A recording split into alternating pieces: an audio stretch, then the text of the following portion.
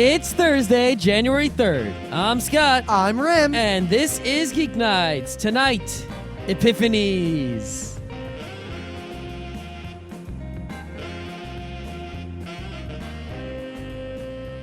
Let's do this. Woman, It is cold. I think today was the coldest day it's been all year. It is the coldest. Oh, it's definitely the coldest day it's been this year. Yeah, I do think so. But I think statement. I think it's also the coldest. It's colder than any day last year as well. No, definitely not. It didn't even get below zero. I don't know. It was just something about the way it felt. Because temperature feeling, isn't really related that much to the absolute measured temperature by a thermometer. I mean, if you put your hand in some cold water and then put it in some warm water, the warm water feels hot. So there was just something about the way the weather was today. It felt stupidly cold. That's because it was stupidly cold. It was about 9 to 10 degrees this morning, and it got up to a record 15, 16 by the midday. Yeah, like every car was having the smoke come out the exhaust, and the condensation and actually the coldest part of the day, surprisingly enough, was indoors. My boss got back to work and he locks his office, and his office is big windows. So he got back to work and he opened his office and we went in there and it was so cold in that office, colder than it was outside. It was just crazy. I think the worst thing is I get on the train, right? And the train's heater just must have been the car out. And I went to another car, it was the same, just couldn't keep up. Really? All the heat was on full blast, but it wasn't enough, and the car was kind of chilly. I didn't have that problem, but sometimes, like today, both trains I took to work and home were nice and warm and toasty. But sometimes, like, I'll be on a train and Beacon is nice and warm, but then as soon as it gets to Croton and switches to the electric, the heat won't be so good anymore. And I think that the diesel heat is superior to the electric heat. That's my theory about the trains. Well, probably on the crappy old train cars. Yep. I wish they just build that third rail all the way here. I wish they would too, but they need probably more power plant to do that or something. Well, the thing is, that is in the plan, but it's not in the near-term plan. Yeah, couldn't they just build like a transfer station like in Cortland or something? Wouldn't that work? I don't know. What do you mean? I don't know, some sort of electric boosty machines, with those big coily things on them and high wires. The reason they don't do it is because it's not cost effective yet. Probably. There aren't enough trains going to Poughkeepsie or Beacon to justify it. Funnily enough, I've always kind of wondered like how close you have to get to the third rail for it to be dangerous, because I just stay clear away from it as far as I can. But I've seen construction guys like just jumping over it. Yeah, today I saw some guys and they were standing like 2 feet away from it and they were just fine. So I was like, okay, that little guard protecty thing on it must be pretty protecty. Well, the thing is, it's not going to arc over to you unless you kick it or provide some sort of very convenient path. Take a metal rod and stick it down into the tracks. You don't want to pee on it either. Yeah, peeing on it's probably the last thing you want to do. Don't whiz on the electric fence. Maybe we should do a show about Ren and Stimpy and how it was funny. You want to do that? We could do that today. It's kind of Wednesday show. Save it for Wednesday because there's two. We could talk about two related things. We would talk about Utena and Ren and Stimpy. Because they're related in a very important way in that by taking a crazy person and then limiting what they are allowed to do, you can make great art. That's true. If you take that limit away, you get crazy person. You get that thing that they called Ren and Stimpy when it came back. Yeah, that was awful. On that other cable network where I only watched one episode. Everything was like, was it Spike TV or something? I don't know. I don't watch TV anymore. That was years ago. I just remember buzz about it, and then I YouTubed Ren and Stimpy, and it was disgusting, but it wasn't funny. At least the old Ren and Stimpy was disgusting and funny. Yep. Usually. All right, so I found this a while ago. I've been waiting to talk about it. It's definitely a Thursday thing, but I saw a flurry of news articles about this pretty much from about a week and a half ago on. Mm-hmm. And I'm just linking to one of many.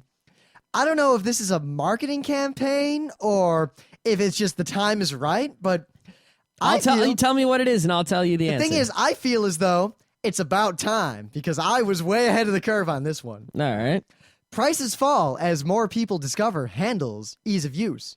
The doorknobs days are numbered. You know this. You find your hand clenching a doorknob and twisting it less often.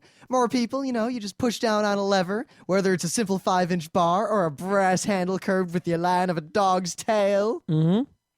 And there's this whole article about, and there's a bunch of stuff, why in the last several months, suddenly door handles are a lot cheaper than doorknobs and suddenly becoming very popular in new homes. I can give you one reason that I just thought of because I'm so smart. Well, I have the biggest reason. Handicap accessible? That's part of it. But the thing is, See how smart I am? Yeah. the thing is that's been around for a long time, and a I lot know. of public buildings had to use that. So if they're so much better, which they are, I think doorknobs are just this obsolete, horrible thing. Yeah, they're the most, think about it, the friction. I mean, pushing down a handle, easy. Turning a knob, you might slip. Not only that, but all right, say I'm walking and I got a cup in each hand. How the hell am I going to turn a doorknob? Exactly. Well, I got some kind of maneuver, but you probably don't want to see it in Involving person. feet, Involving something. involving mouths, and who knows what. Crotches. Good God. Well, it could be a Ipachikiki Musume. Oh, that is an Apatsukiki Musume. It's a greased up doorknob and you're holding 2 boiling hot cups of coffee. But I did see, actually, someone on FARC pointed out the one drawback of the door handle. That door handles are actually designed for one purpose and only one purpose. If you're wearing a robe and you walk past one, they will invariably catch in the sleeve of the robe and pull it off of you. Isn't that a good thing? Not if it's cold. I guess not, but I mean, I would think of that as an extra utility, not as a... Oh, crap, I forgot I was wearing this robe. Good thing I'm naked now. Thank you, doorknob. Well, door handle, thank you. Precisely. If the doorknob did it, I'd be a little scared. Because, I mean, think about it.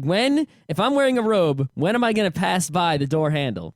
On the way out of the bathroom, that's not really going to happen. It's going to happen on the way into the bedroom, which is when I was going to take the robe off anyway to put on normal clothes. So But what if you have a door handle on your exterior door?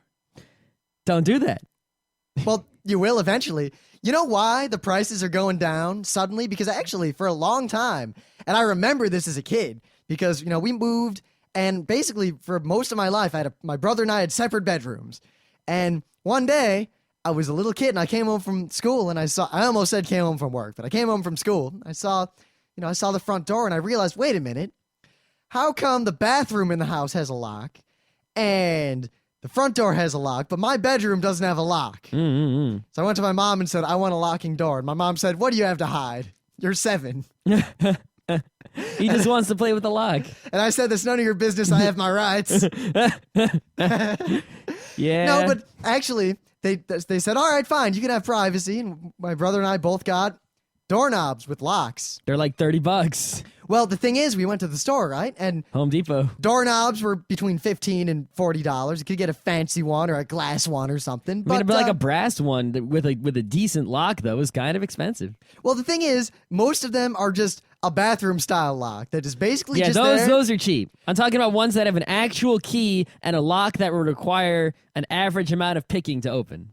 But even then, I mean, the bathroom lock, those really only serve one purpose, and to prevent accidentally seeing someone naked. Yep. It doesn't stop you from opening the bathroom door. No, it doesn't, It doesn't because- stop your and- mom from catching you masturbating. All it Actually- does is give you precious time. Well, I think that you should never have an actual locking bathroom door because the bathroom is some place that someone is likely to have some sort of problem. Oh, Like, it's the most dangerous room in the house. I mean, if they always say, I think I've heard someone say this, if someone's having a heart attack, don't let them go in the bathroom. And, someone could be like having crazy diarrhea in there.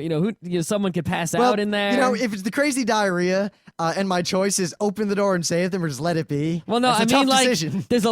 if someone in your house, right, is in need of going to the hospital, the room that they are most likely in is the bathroom. Therefore, if the bathroom is locked, you're delaying them precious time in which they could be on the way to the hospital. I know So- you paused between the word precious and time, and I also paused. Did you almost say ambergris? No, Because I almost said ambergris. ambergris it is. Okay. But I got, a normal If little whales lock. live in your house and vomit in the bathroom. And then I realized that, wait a minute, I didn't think my clever plan through. Sure, I can do whatever I thought I was going to get away with. My door will be locked. Mostly was my brother can't get in. But now, I can't lock the door when I'm not in my room. Mm-hmm.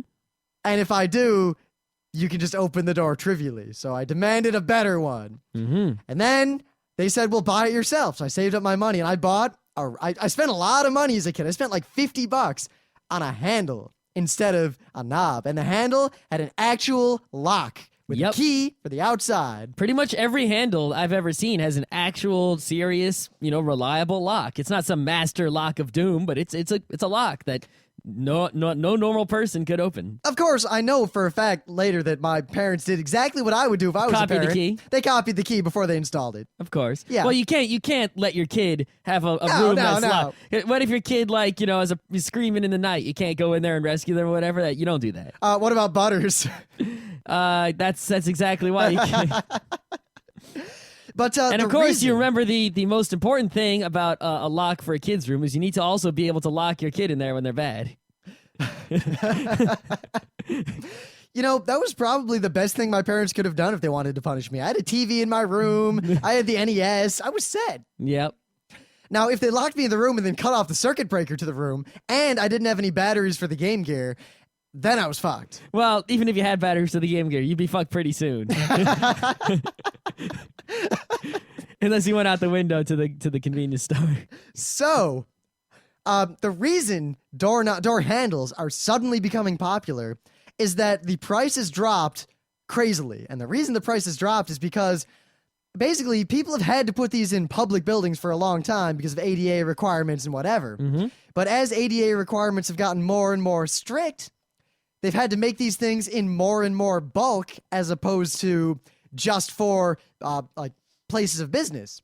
And normally when a place of business buys it, like if you buy a doorknob for a public building, it costs $100, $200 sometimes because it has to be able to deal with the public. Yep. So the mechanisms in a lot of the lever handles and lever things were generally more robust and better, and as a result cost a lot more money. Mm-hmm. People don't really understand how expensive doors are. Like a front door for your house is hundreds of dollars. If you go to like some building and they have those doors where like on one side there's a bar and you sort of push the bar to open and the other side is like a pulling, thing, and then there's the mechanism at the top with the, that closes the door automatically. Those doors could be like almost $1,000 sometimes. Actually, when I used to work at IBM, there was a really damn good pizza place right there. We went there like every day. And every day, for as long as I'd ever gone there, and I'm pretty sure it's still this case, the front door was broken. Clearly broken. Barely a door. And the only reason he didn't repair it was that it would cost $3,000 to repair it. So instead, he just kept the broken door. It didn't even lock. He figured no one's going to steal the pizza. Oh no, someone stole my pizzas. As long as I take the cash home at night, I'm okay. The funny thing was, it was run by one guy, and he was the biggest, fattest, sweatiest, most stereotypical pizza shop owner guy you've ever seen. Like on Futurama? Yeah, exactly like that. All right.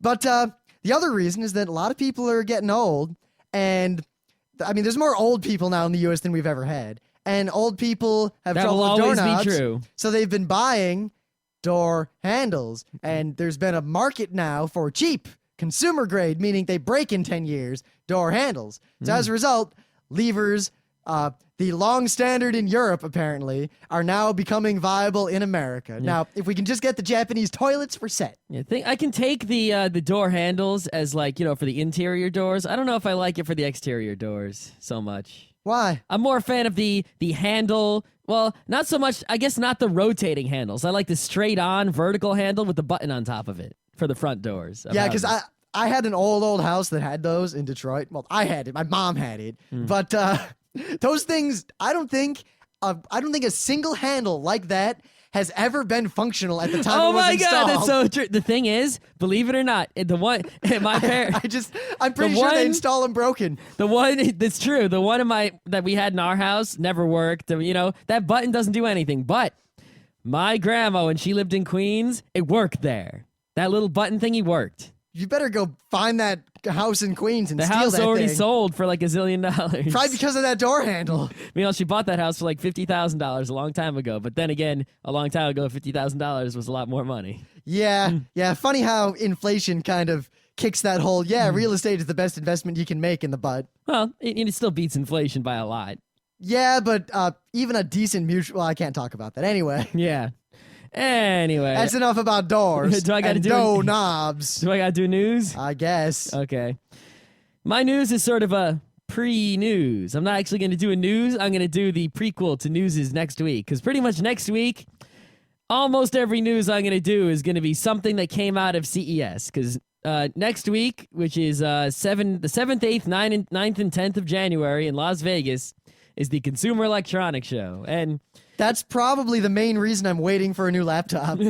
pretty much everything important in nerd news is going to happen there. At least everything important for like the next month. We're talking video games, we're talking computers, we're talking audios, we're talking, car, GPS, anything electronic, which is almost gadgets, phones, everything geeks care about. We should go. Except for anime and comics, which is a separate show, is going to go down at CES. And if you listen to John C. Dvorak, there's no reason to go to CES because so many journalists go and talk about everything that happens there on their websites that you don't need to go. You can get... Oh, I would go almost entirely to cause trouble. Exactly. I would go to Schmooze. I go to the lobby. But, if you just read Engadget, if you don't read Engadget any other time during the year, read Engadget next week. It's the only week you should read Engadget. Just every day, go to Engadget and go through all the stories and see what went down because you're going to see things and go, ooh. And within a month or two, you'll be able to buy those things maybe. So if you're holding off on a laptop or you're thinking about buying a laptop anytime soon. Or a phone or anything. Particularly laptop because... Stereo, TV. I'm buying a laptop in the next few months and I'll do all your research for you.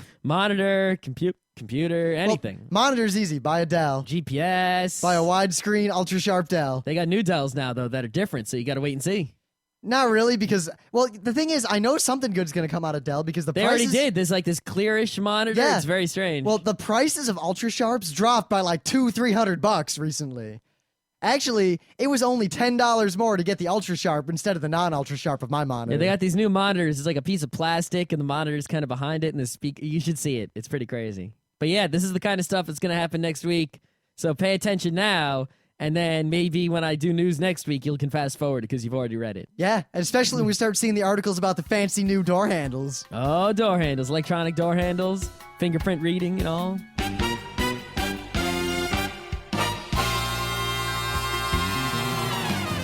Things of the day.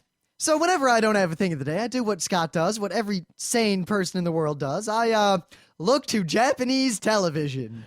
Man, we should just make a separate podcast that's like daily, and it's like, here is your funny Japanese television bit of the day. Of course, there's a bunch of sites like that, and we just steal things from them. The internets. So, you know those giant sticky men, or those little sticky men at least, not the giant ones, the giant one I'm about to tell you about. The one, like the hands on a string that you stretch and then you fling them and they grab onto something? They're similar idea kind of toy, but the ones where it's like a little man and he does backflips down a wall with little sticky pods. Oh, I remember the first time I had one of those, it was in a Captain Crunch and it was an octopus and you put it on the wall and the tentacles would sort of go tick tick tick tick tick. Well, I remember we had something like that at Wildwood one year, and I believe this was right after we'd gotten the multiple speeches from Scott Johnson's mom of don't make a mess, don't break anything. I think that was a sticky hand, in fact. It was one of those sticky things. They're all basically the same toy. 25 cents from a vending machine at the Vegas diner. And so, we get this whole speech about, hey, don't mess up the house. Don't cause any damage. Seriously. And there's fancy, like the textured ceiling and the textured walls in the house. And I don't remember who did it, but pretty much immediately after that speech had ended and the mom was gone, one of those sticky men got thrown at the ceiling. And I watched as it proceeded to not move. And when it finally fell the next day, there was a sticky hand-shaped stain. You know, my grandparents, when they were in Florida, they were in one condo and then they moved to another condo in the same sort of development, right? But when they were in that first condo, I used one of those sticky hands. And in Florida, I had this really tall roof. It was like way tall. Like the room itself was like 2 or 3 stories tall, but you only were at the bottom and there was nothing above you, just air and then skylights. And I got a sticky hand stuck way up there, and it didn't come down, I think, for years. But, of course, the Japanese decided that something had to be done with this idea. So they made a gigantic one, and they put it on the side of a skyscraper, and that's all I need to say. Oh, man. It kind of works. Not really. It works a little bit. There's something about scale that makes things not work. That's why we can't have giant ants. That's probably a good thing. I don't know. I'd like to be a giant ant. I'd rather be some kind of dinosaur. I don't know. I think giant ants could beat dinosaurs. Because think about it. Little ants can beat people. So giant ants No, they could probably can't. beat... Yeah, they can. Little ants can't beat people. All right, then I'll go get one and you let it bite you and we'll see what happens. See, the thing is, I don't let it bite me. I go squish. Yeah, but the thing is that big ant sneaks up right on that dinosaur. With his mandibles. Or it collapses under its exoskeleton. Mandibles! Meanwhile, the T-Rex actually existed. Yeah. Okay, anyway. So, here's a video that's been going around the internet a lot lately, but it's from April 20th, 2006, and I think it's some stoned guys, because the subtitle on YouTube is How He Passed the Time, ... on 420. Oh, great. Some stone guys. That's great. Right. But this video's been getting pretty popular on the net lately. This guy basically, he's way downtown in New York City, like near the Brooklyn Bridge or whatever. And he throws a paper airplane out the window. A paper airplane just like the kind that I know how to make and you know how to make, the normal kind. And throws it out the window, and it goes on quite a dramatic flight. And that's it. He throws it from pretty high up. So I think there might be a way to win like the Guinness Book of World Records for longest paper airplane fight by making like a high quality specialized Scott, paper airplane. That's been done. The records are well beyond what But you whenever would they think. make a new tall building, you can beat the record. So someone could go to like that building in Taipei that's like the biggest building and probably beat the record. Actually, I think a lot of them, they do the throwing from level ground instead. See, I would do like longest paper airplane flight, period, and I'd throw it out of it like a jet. We used to do that a lot at my I'd throw high it out school. the back of the jet, I'd throw it out the side of the jet where it wouldn't get sucked into the jet engine, basically. A lot of times when we were bored in high school, we'd go to the art department and get big things of poster board and make gigantic paper airplanes, then throw them off the roof. Yeah, that's always a good time. They would pretty much always go off over the horizon and into the park and then disappear, and we never found any of them. The trick is I would always make paper airplanes with a secret paperclip weight. Paperclip is where it's at. The paperclip weight is for people who are absolutely incompetent at simply doing proper folds. No, the paperclip weight, you do the proper folds, then you add the paperclip weight for the extra boost, and also to do tricks. You can put it on like one side or the other. You can do that and much adjust it. easier by folding the paper airplane properly. Oh, you want to make you got to make the rudders, but if you make the rudders and stuff and the paperclip, you double on. You don't need that. Do we have to have some sort of paper airplane contest? All right, I'll just cheat. I'll go on the internet, type in best paper airplane, print it out, and fold it, and I'll win. Actually, the best paper airplane I've ever seen in person was in the Science Olympiad, in middle school and high school. And one of the events was you had to make a paper airplane that would stay in the air the longest. And, I made one that went okay. It was actually kind of tubular spiral, and I threw it really high, then it unfolded and kind of helicoptered down. And it did pretty well, but I didn't get a medal because the one that won, I'd have to show it to you. It's kind of this weird, long, flat design, but he threw it up, and it went sideways about 40 feet, and then it flipped over, dropped a little bit, and went sideways another 40 feet or so, and then flipped over, and it just went back and forth, and back and forth. And it was up in the air for a long freaking time. My favorite paper airplanes now are like the ones that's just a circle, and you go, choo, and it goes, choo. Those are actually pretty easy to make. Yeah, I know. And people, there have been a lot of, for a while now, I don't think anything's ever going to come of it, but aerospace engineers have been trying for a long time, I think, to design actual flying vehicles that use the circular shape like that. But obviously no one succeeded because we don't have giant circles flying around. Right. Wrong. Time for the main bit, I guess. What was it again? Well, we were going to talk about something, and we were planning it, and we were ready to go, and then Emily, being infinitely wiser than us, pointed out that we've already done that exact show. Well, the thing is, I don't think we haven't repeated any shows, but a lot of times we have a show, and invariably, we talk about a thing of the day or a news, and we'll go on a tangent of some sort, right? And I'm pretty sure we did a show about how to do what we were going to talk about, which included every anecdote I had planned on bringing up. Right, but we'll tell one anecdote here, an anecdote there, and I think we told them all in one show in this case. I know, but I think eventually what happens is a lot of times is we think, all right, what do we do a show on? Hey, how about we do a show on this? And even though we didn't do a show on that, we did like some of it in it's part of a show, so there'd be like a little overlap. And I don't know if we should keep trying to avoid that or if we should just deal with it or because doing so many shows, there's going to be overlap. We can't I don't really think it's avoid going to be a problem as long as we don't do the exact same show, which we were about to do. And we're going to start spicing it up a lot with interviews. We've got a fantastic interview lined up for next Tuesday. It might not air until the following Tuesday, but we're going to do a Tuesday show this weekend then to fill in? Probably. All right. Well, we can do a lot this weekend as soon as we Should we sleep. reveal? Because I think this is pretty big. No, let's not. Okay, I'm excited about this one, actually. We'll get Buzz I'm even going to play the game this weekend to prepare. Oh, man. Oh, they already know it's something about a game. Well, it's a Tuesday. They definitely know it's about a game. I am going to play this game on my computer, my ordinator. Oh, they know it's a computer game. Okay. Maybe not. Maybe it's an NES game. I have a ROM. Oh, could be. Okay, anyway. We're interviewing, what's his name? Gunpei. Yeah, no, we're not. I wish. So, what are we doing the show on today? Well, Emily, after shooting down our aspirations, actually had a pretty good idea because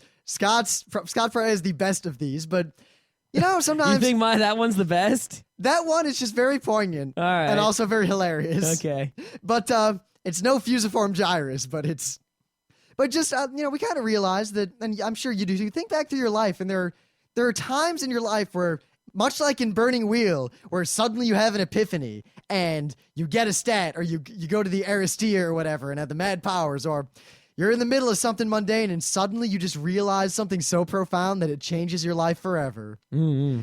And I realized that being geeks, we've had a lot of these, many of them pertaining to things such as video games. Mm-hmm. So I figured that would be a good thing to talk about. We can talk about that. You want me to talk about the one that you're hyping up first? I think so, because I think this kind of gives you the idea of where we're going with this. All right, well, I'm not sure how true this is, because I'm basically telling a story of my memories from when I was like 0, 1, 2, and 3 here. So who knows how accurate they are to real life or anything. But my memory of when I was that young is, as everyone's memory when they're that young, very, speckled and filled. Like, I have memories when I was that young of like jumping down the entire flight of stairs in my house in a single leap and landing just fine. I also remember that. I don't think that really happened. I right? think it did happen because I've seen other kids do that.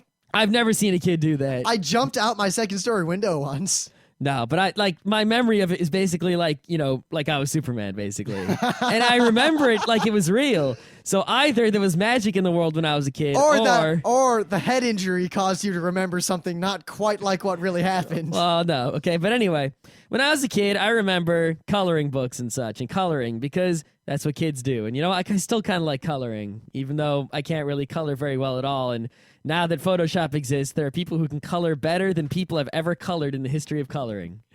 And I can't.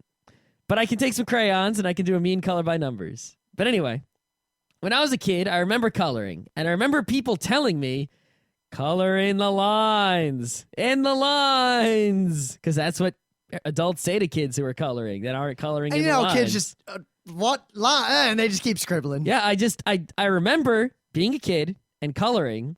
And I remember people saying color in the lines, and I remember not really understanding what they were saying, but that's all they said. And then I also remember that basically, there's a lot of people in your life, and my mom has some, like, one of her friends from like high school, like ancient times, is like still a friend. You don't want your mom to hear you say that. No. Ancient times. It's one of those people like you call aunt and uncle, but they're not your aunt and uncle. They're just, friends. They're not ancient. They've just been friends for like a zillion years, since my mom was like in high school. So it's like 30-something years, long time. And they had kids because, they're whatever. And, I would go, when I was young, I was much closer to that family. But, I was over there, I think, for one of the birthday parties or something when I was maybe 3, something like that. I don't remember. And there's coloring going on. Everyone was coloring. And I remember someone said, color in the lines like they always did. And for some reason, at that time, or at least I remember coloring. I remember coloring there. I remember someone saying it there.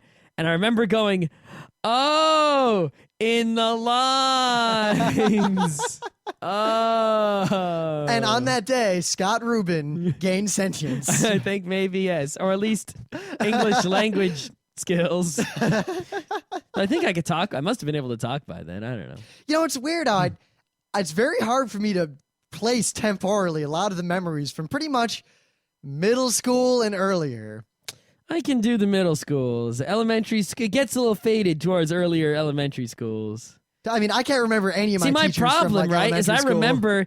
See, school has this delineation of grades. So, like, the memories that are associated with school and stuff, I can attach to the grades. Yep, but not the year. I have to count backward to figure out what year I was Things that in happen fourth in the grade. summer or outside of school, I can't match up with the year. because Yeah. I don't have the school to go by. I mean, I remember I went on this gigantic road trip with my whole family in my grandma's conversion van. We went all the way down the coast of Florida, then up through and it's like all over the whole like eastern half of the country. We went to like space stuff and we did everything. Yep. For the life of me, I have no idea when that happened. Yeah, like I remember going to Disney World 1 or 2 times.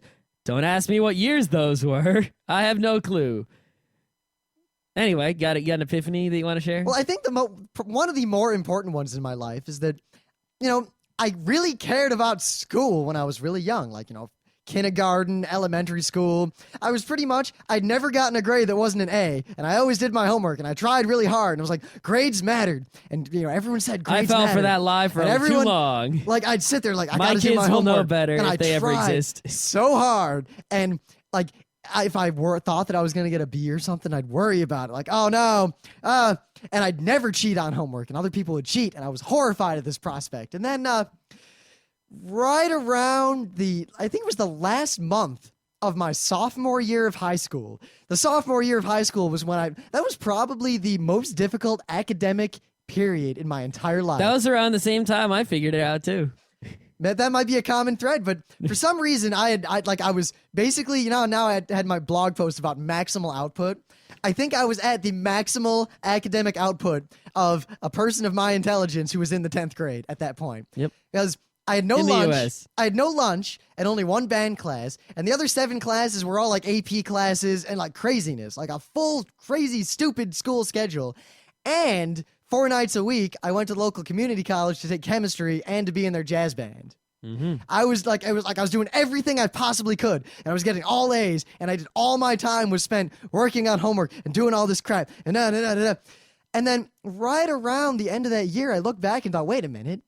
And I don't know what prompted it. To this day, I have no idea what prompted it, but I remember very clearly I was walking down the hallway in the science wing of the high school toward the advanced placement room where I guess they let the smart kids have this room instead of dealing with lockers where we could just keep our stuff away from the general rabble. And it was nominally a study room, but we just played poker in there usually. Yeah, good times. And I saw all the other kids playing poker, as they were wont to do, and I suddenly realized, wait a minute, none of this matters, and I skipped class for like the next 3 days.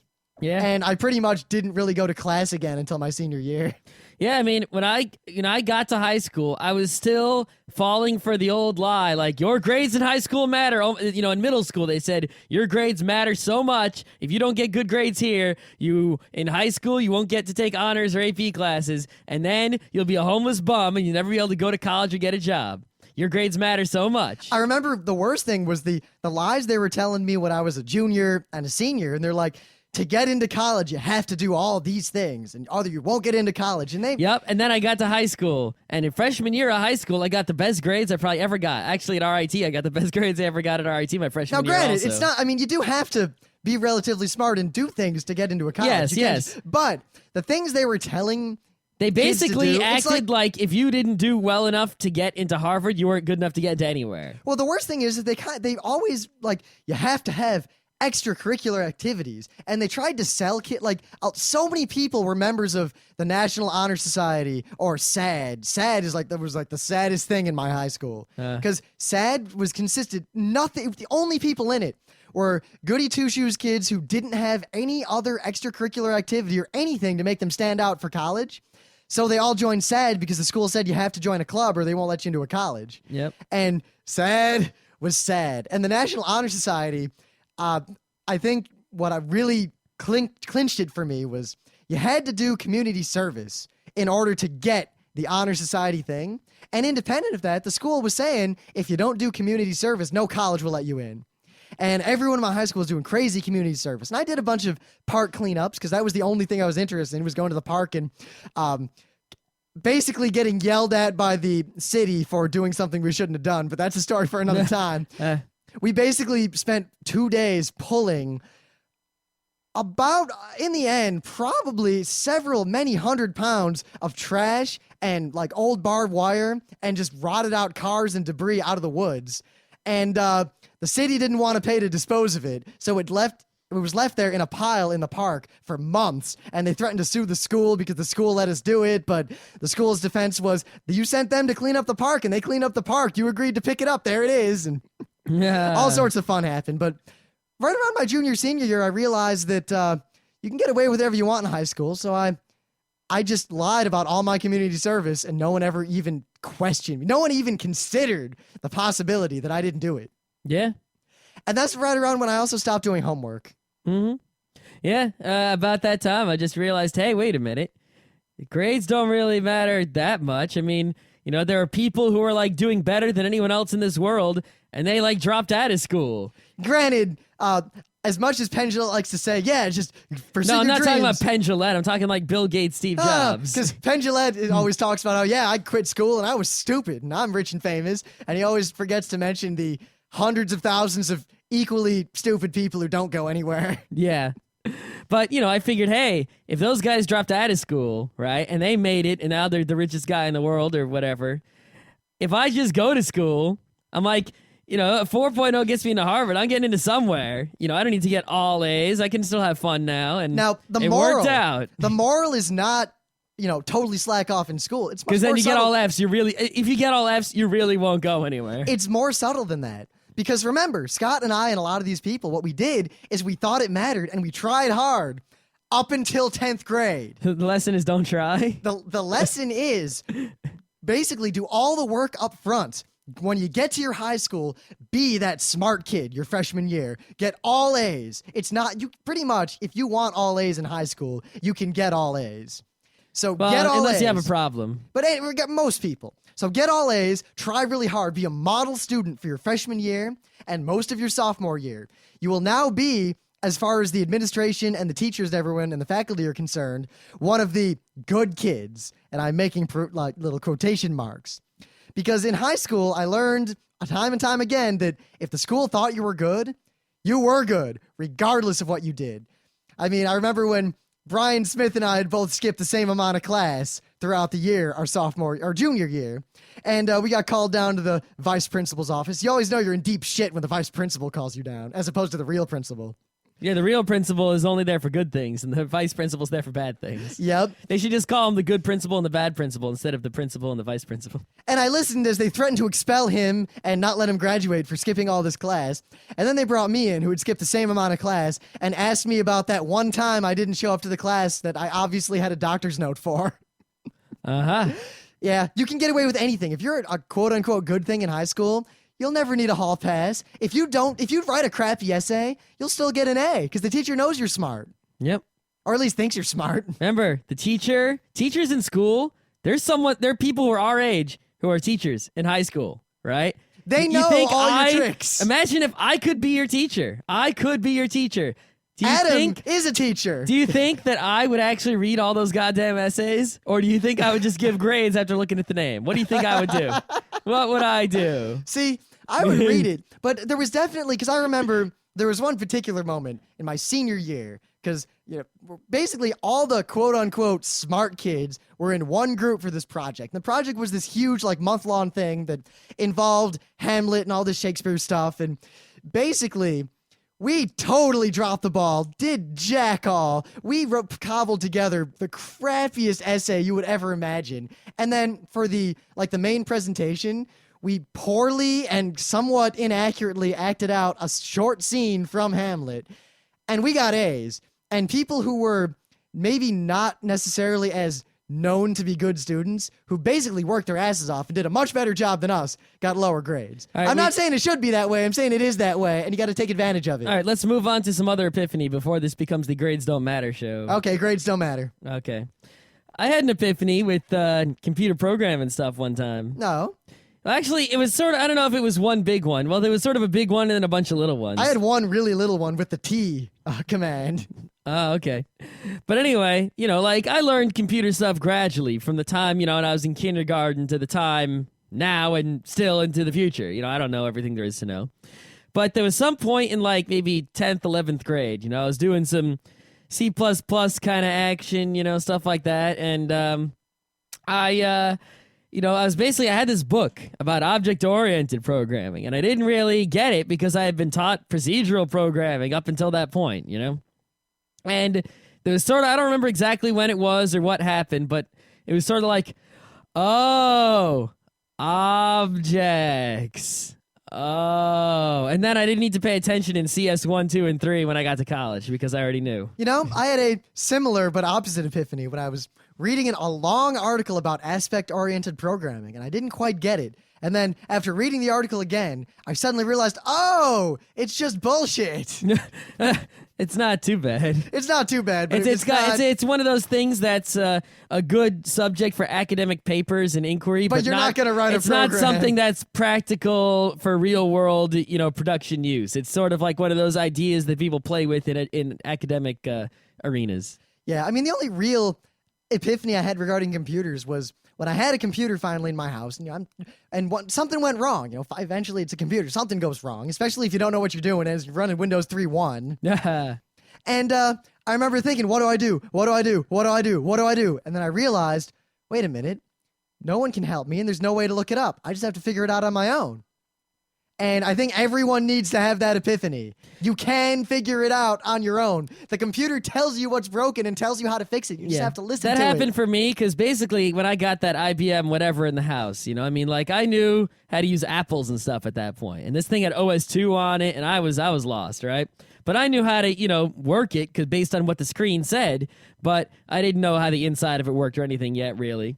And I would be calling their support whenever I screwed it up and stuff like that. And, I understood how to do some things, but not really.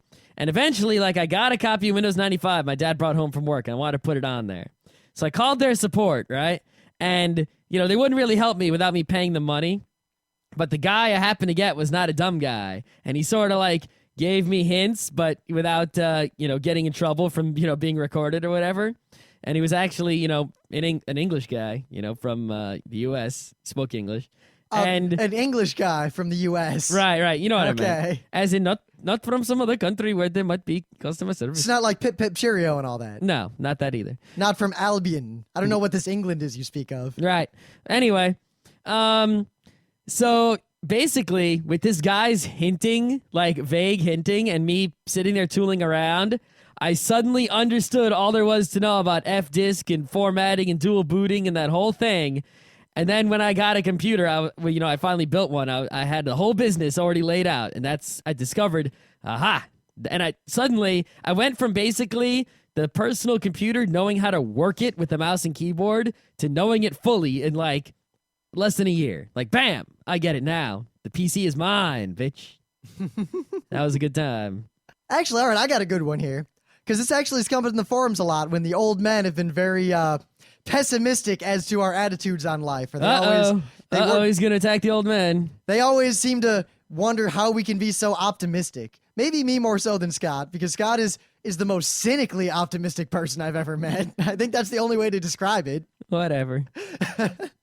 But it's often been said about me that I tend to take everything in stride, and it is very difficult to actually get me angry. And pretty much there's glad rim and sad rim.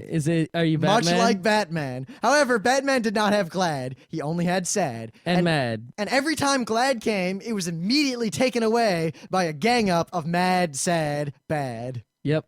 Or the Phantasm. Whatever. But I mean, I can't really, it'd take too long to explain, I guess, the fullness of this, but it's really not that difficult to avoid having life get you down, because when you think about it, the worst thing that could possibly happen to you, the worst thing that could ever be, is that you no longer exist, that you don't exist, that nothing exists. And you know what? You do exist, so you're already better than that, and you're on your way to something better, most likely. And the worst thing anyone can ever do to you is kill you.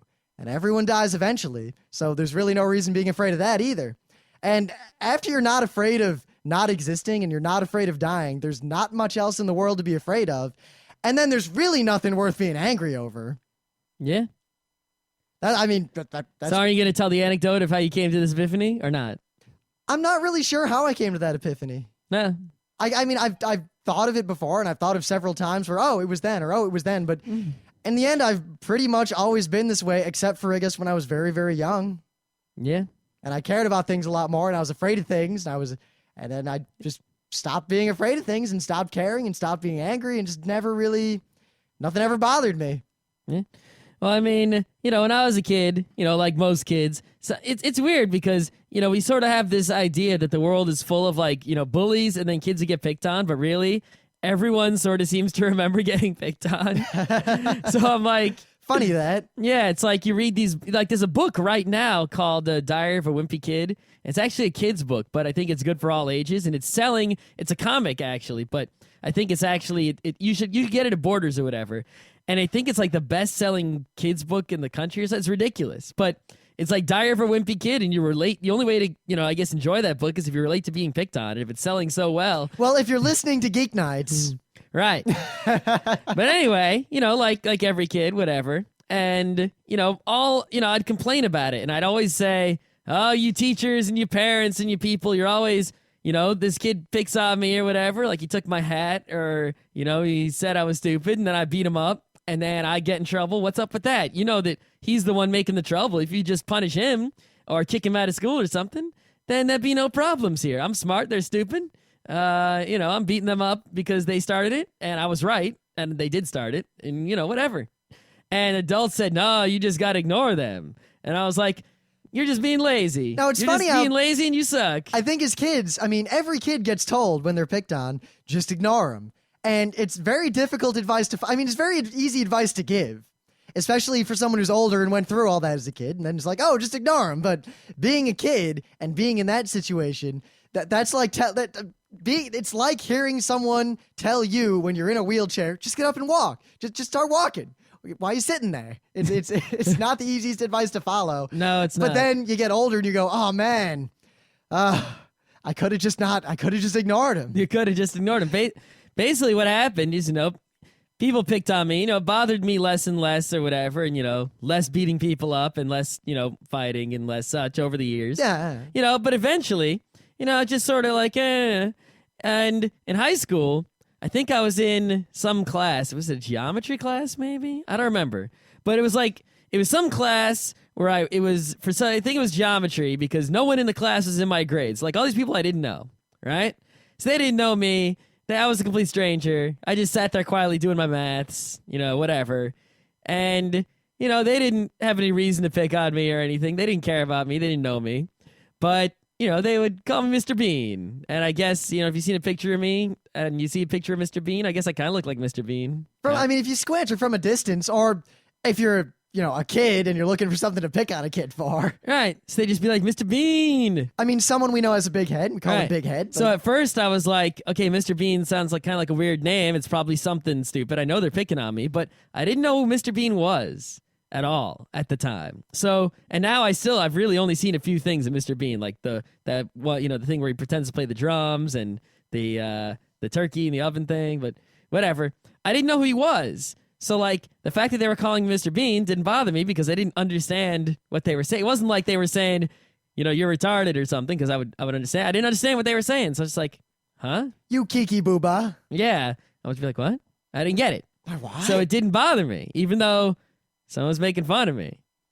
And then eventually it got to the point where they'd be like, Mr. Bean, and I'd be like, what's up? And they'd be like, what's up? And I was like, they're like all acting like a bully, like they're mean.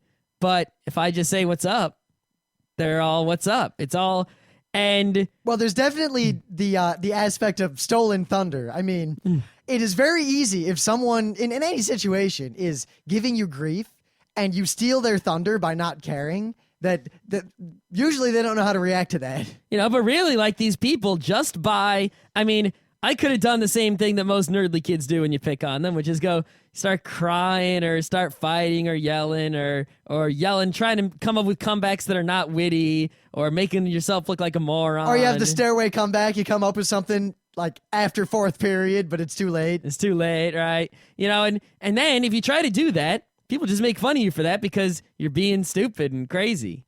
And I realized as soon as I stopped doing that, a lot of those people who I thought, were making fun of me or didn't like me or hated me, if I just had this different attitude, they didn't become like my close friends or anything, but they were just like, hey, what's up in the hallways, as opposed to knocking your books down on the floor. Well, actually, most of life... The classic, the book job, I think it is called. Most of life just comes down to attitude, because generally, if you're confident and you look confident, most people will get out of your way and give you pretty much anything you want. Yeah, and from that point on, it pretty much became impossible to pick on me, pretty much. I mean, even if someone hits me, I'm like, all right, you can hit me one more time before I start hitting you. And I'm like warning them. Whereas before, like if someone touched me, I'd be like, trip over, smash their face in the ground, or try to anyway. At least when I was like in middle school. Like, Did you ever get the situation where someone's holding you by the forehead at arm's length while you're windmilling? No. I don't think that ever But happens. in middle school one time, this kid like took my mechanical pencil and he broke it, and then I tried to choke him, and then I got suspended. Well, like, I had a similar situation. I think it was in 6th grade. I was sitting on the bus. That was like the only year of my life I rode a bus to school. Mm-hmm. And this kid just grabbed my headphones and broke them. Just broke them in two. Oh, man. And I looked at him, I'm like, what the hell? And he yelled something, and then I just jumped on him, much like in A Christmas Story when he jumps on that bully and basically destroys him. Yeah, that's how it went. But as soon We both as you got suspended. as soon as you just sort of take it differently, it really is more you than it is. I mean, because think about it. If everyone is remembering experience of being picked on, right? You know, no one remembers like being a bully when they were a kid. I mean, have you ever met anyone who says, "Hey, I was a bully when I was a kid"? Not really. So it's really just That might just be the circles we keep. it could be, but I've never met anyone like that, and I really think that more so than everyone sort of treats everyone that way when they're kids. Really. Well, kids are vicious little bastards a lot of the time. They are. Pretty much all kids are vicious little bastards to all to everyone. And the happier kids are the one, the sooner you just act differently and don't get all crazy about it and just be cool. Not the more happy you're going to be. Not to espouse religion or anything like that, but in the end, the Gandhi Jesus way. Yeah, I mean, like, think of it, even nowadays, right? I go to Anime Con, right? And I see a scary fanboy, right? If I go to that scary fanboy and I go, man, you are the scariest fanboy, you smell bad, you like the hentais, you're terrible, right? And so most of those fanboys freak out because they still haven't learned this lesson. And that's why I kind of keep making fun of them for being scary fanboys. Yet, so you're a bully. Right. But yet again, there are other people who are exactly the same as those fanboys in every way. Like, what's his name? That Remu guy in the forum who came in. He's like, I like hentai. And people are like, yeah, you're creepy. And he's like, I'm creepy and I like hentai. What you gonna do about it? And there's no more thunder left in making fun of someone if they don't care. Yeah, and it's just basically their attitude sort of, determines whether they get respect or not, even though the particular, like, I could have a friend who's like a hentai nut, and I could have someone that I bash and trash who's a hentai nut for being a hentai nut, and have a hentai nut friend at the same time, right? And it somehow works just because of the way the person carries themselves determines their level of respect more than what they're actually getting the respect To make for. it feel more noble than just like bully whatever. Think of it this way. Imagine that you are a great general in the Roman army and you're going off to face against Hannibal somewhere, right? Now, obviously... Hannibal the Cannibal?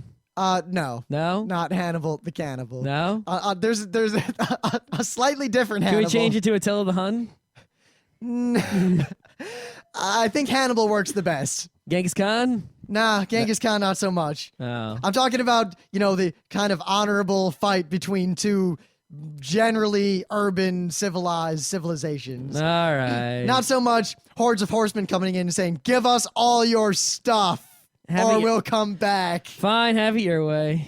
But, all right, so you're marching out, right? Now, you disagree with Hannibal. In fact, you might say that were you two to have to deal with each other in person, a fight might break out. You might draw a sword, someone might get hurt, those things are dangerous.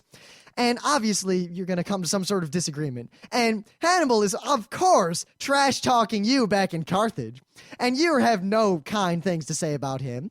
Now, the Romans kind of sucked around when Hannibal came in, so the Romans were effectively being bullied.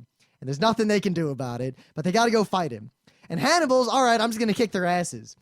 But even though the Roman army basically hid in the hills and did jack all and just took it, they held their heads high the whole time. And as a result, Hannibal came to very much respect the Roman army and even fear them, because even though they were no match for him, and he could just come and kick their asses anytime he wanted, there was kind of this mutual respect among enemies. And if you can get a bully to respect you, even if they don't like you, they'll leave you alone because they're easier pickings. Of course, Hannibal did not go get easier pickings. He stuck around and eventually got his ass kicked. But, well, that's because the other thing is Rome had giant piles of gold that he wanted. No, they didn't. No, they didn't. This was way before the Rome most people know about. Hannibal was way early, and Rome was a much funnier and not so powerful place. Even so, the only reason I could see for someone to continue going after a prize that's much more difficult to get would be if the prize is bigger. Well, yes, and you know what? Here's another epiphany. In fact, all analogies break down. Because if it doesn't break down, it's not an analogy. It's the thing. Yeah. They're identical. It's not an analogy. Yes, people only use analogies to help explain something. It's not if someone makes an analogy, they're trying to help you understand what they're saying. And they're they not have saying, a much better developed fusiform gyrus. Yes, they're not if you destroy their analogy, that doesn't mean that the thing they're actually saying is wrong. You have to destroy the thing they're actually saying. But just think of it this way. It's kind of two people can be enemies or disagree on fundamental principles and yet still have the respect. The two generals meet and have the respectful, I am going to destroy you. Well, you can try. Ha ha ha. See you on the battlefield tomorrow. Yep. And as soon as I figured that out, life was much better. Yes. Now, there's one more. This is probably the most important epiphany you can have. If you still play the doorknob safety game, and you listen to the previous half of this episode, you might be able to put two and two together and realize that you are heading very quickly toward dangerous territory. There will be a time, if you continue this game, where someone will say doorknob, and you will realize there is no longer a doorknob in this continent, and you, sir, are fucked. Don't stop playing the doorknob safety game. I'm trying to stop playing it. I stopped, you know what? Way back. It's actually been almost a year. I gave it up.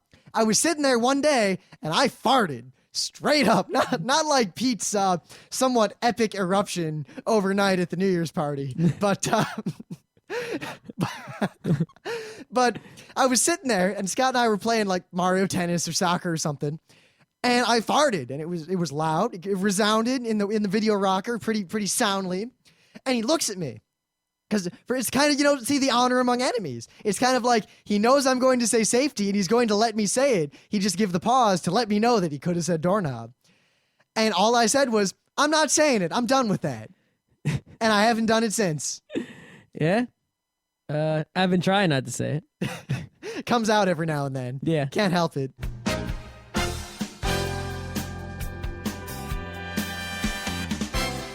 This has been Geeknights with Rim and Scott. Special thanks to DJ Pretzel for the opening music. Be sure to visit our website at www.frontrowcrew.com, where you'll find show notes, links, our awesome forum, a link to our Frapper map, and links to all the RSS feeds. We say feeds plural because Geeknights airs 4 nights a week, covering 4 different brands of geekery. Mondays are science and technology. Tuesdays, we have video games, board games, and RPGs. Wednesdays are anime, manga, comic nights. And Thursdays are the catch-alls for various rants and tomfoolery. You can send us feedback by email to geeknights@frontrowcrew.com. Or you can send audio feedback via Audio. Just click the link that says Send Me an Audio on the right side of our website. If you like what you hear, you can catch the last 100 episodes in iTunes or in your favorite podcatcher. For the complete archives, visit the website, which has everything. Geeknights is distributed under a Creative Commons Attribution Non-Commercial Share-alike 2.5 license. This means you can do whatever you want with it as long as you give us credit, don't make money, and share it in kind. Geeknights is recorded live with no studio and no audience. But unlike those other late shows, it's actually recorded at night.